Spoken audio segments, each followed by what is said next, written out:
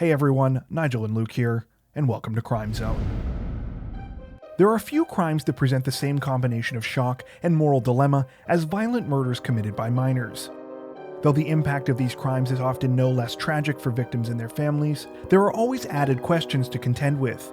In particular, what psychological and environmental factors could drive a person so young to carry out such heinous acts? The cases most often admit of no easy answers, generating a range of public responses from some believing innate evil to be the culprit to others believing that even the worst offenders are capable of rehabilitation. Today, we wanted to take a look at a few examples of such cases, focusing on murders committed by minors that we found truly chilling. Before we get to our list, don't forget to subscribe to Crime Zone for more true crime content like this, making sure to hit the notification bell to stay up to date with our latest videos. With that out of the way, here are 5 disturbing cases of murder committed by minors.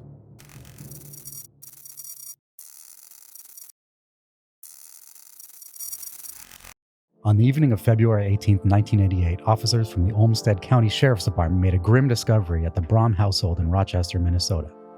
The bodies of Bernard and Paulette Braum, as well as 2 of their adolescent children, Diane and Richard, were found gruesomely slain, all with numerous gashes to their heads and upper bodies.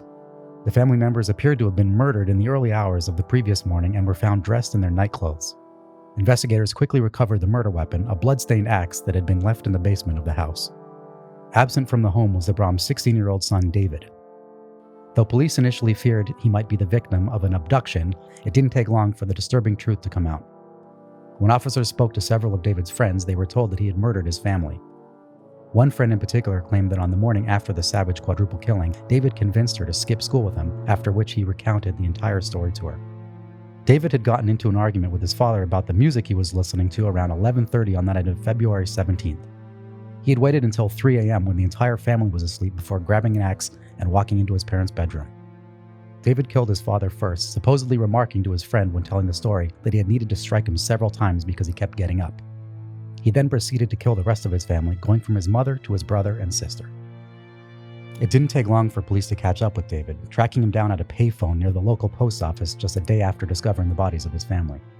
At trial, it was learned that David had suffered from depression and other psychological issues for some time before the gruesome crime. He had previously attempted suicide twice and had long talked about murdering his family, according to those who knew him. Because of the severity of the case, David was tried as an adult and was ultimately given 3 consecutive life sentences in October of 1989.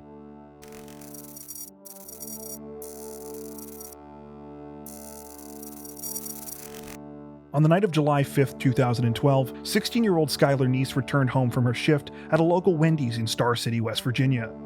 Shortly after midnight, the teenager was caught on her apartment complex's video surveillance, sneaking out of her bedroom window and getting into a sedan. It would be the last time she was ever seen alive. Upon discovering their daughter missing, Skylar's parents immediately called the police, but were told that an Amber Alert could not be issued because they could not officially determine that the girl was in danger.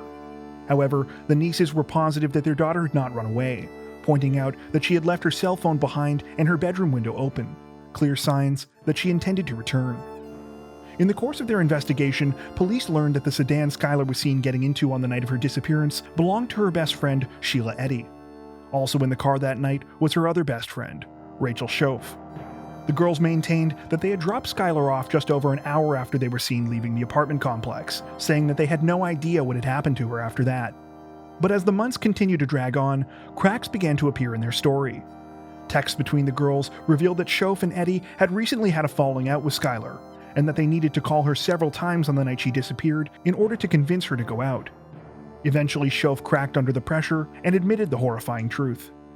Eddy and Schoaf had actually spent weeks plotting Skylar's murder, luring her out of her home on the night she disappeared under the pretense of smoking marijuana.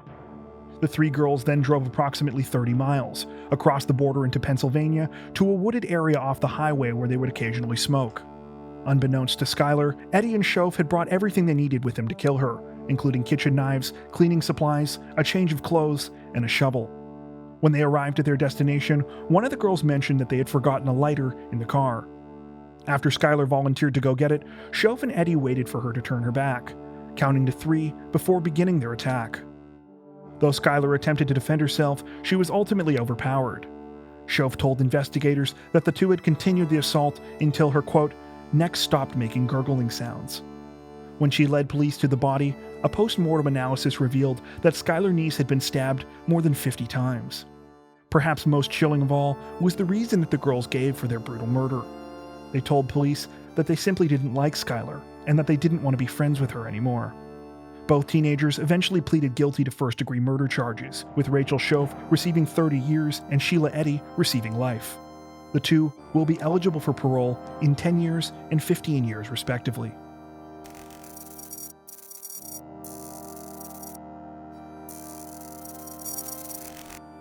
By all accounts, Alyssa Bustamante had a turbulent life well before she became known as a brutal killer.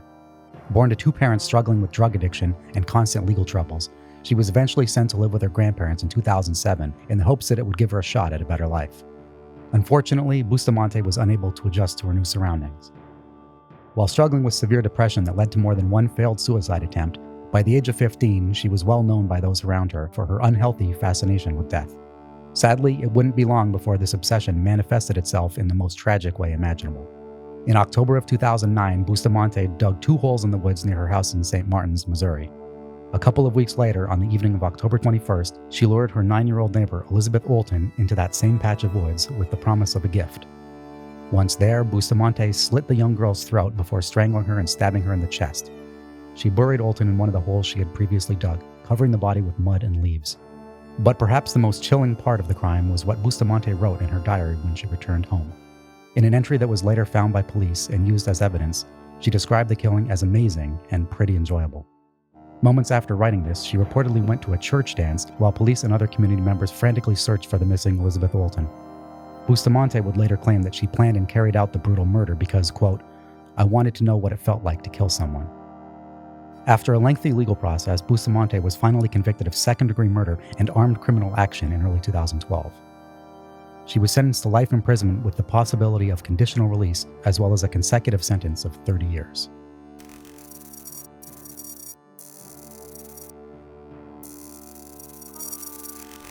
Though there have tragically been numerous school shootings in the United States committed by minors, Mitchell Johnson and Andrew Golden are among the youngest perpetrators.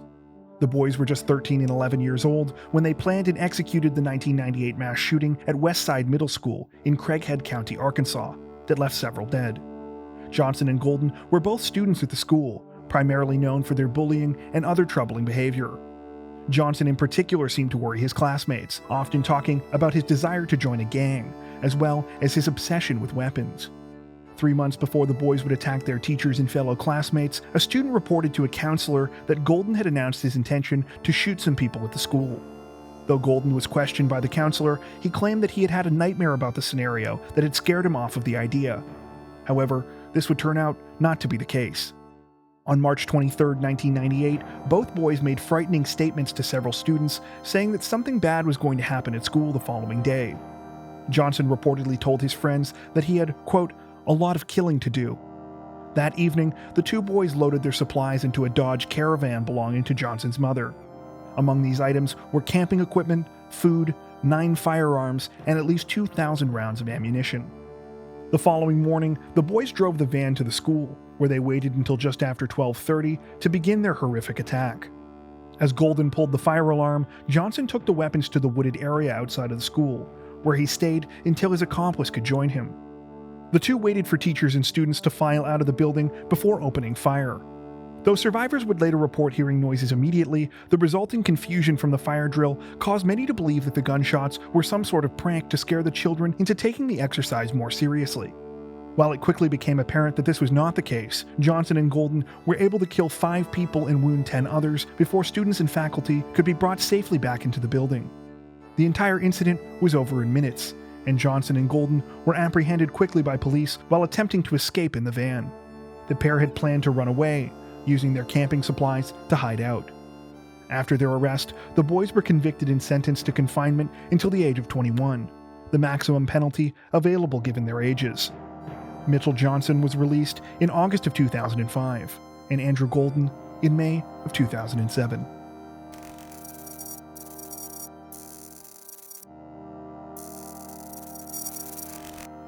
On September 4th, 1989, a woman named Marie Bouchard went to check on her daughter Joan Heaton and her 2 grandchildren, 10-year-old Jennifer and 8-year-old Melissa. Marie had grown concerned about her family after failing to hear from them over the Labor Day weekend. When she arrived at the home located in the Buttonwoods area of Warwick, Rhode Island, she discovered Joan's car in the driveway, but received no answer at the door. Alarmed by this, she entered and made a horrific discovery. Inside were the bodies of Joan Heaton and her 2 daughters. All of them had been murdered. The brutality of the crime was hard to overstate. Joan had sustained more than 50 stab wounds to her body and had also been bludgeoned and strangled. Her youngest daughter was reportedly stabbed so forcefully that one of the blades broke off in her neck. Her skull had also been crushed. Investigators noticed that the crime bore a striking resemblance to one that had happened in the neighborhood just over 2 years earlier. In July of 1987, 27-year-old Rebecca Spencer was also murdered, her body found with almost 60 stab wounds. In both cases, it appeared the murders had been committed with objects already in the house, suggesting that the culprit may have originally broken in with the intention of burglary. The trail eventually led to 15-year-old Craig Price, who lived in the same place where both crimes were committed. Price not only had a record of breaking and entering, he had reportedly bragged to others about killing Rebecca Spencer. A search of his parents' home revealed a bag containing several of the murder weapons, as well as blood-soaked clothing and other objects. Though Price initially denied the murders, he eventually confessed, giving investigators detailed descriptions of both crimes. This meant that he was just 13 years old during his first brutal killing. Because Price confessed before his 16th birthday, he was charged as a minor. This meant that he would potentially only face 5 years in prison to be legally released at the age of 21 when his court records would be sealed. Though a campaign of outraged residents quickly formed to protest any potential release, it was Craig's behavior while incarcerated that ultimately left him behind bars. After being found guilty of a number of additional crimes while serving his initial 5-year sentence, he racked up another 10 to 25 years. His prison violations only continued after this, most recently for stabbing a fellow inmate in 2017. He received an additional 25 years for this crime in January of 2019. That brings us to the end of our list. Are there any other stories like this that you think we should cover in a future video? Let us know in the comments section below. As always, if you enjoyed our video, don't forget to like and subscribe to Crime Zone for more true crime content like this, making sure to hit the notification bell to stay up to date with our latest videos. Thank you for watching.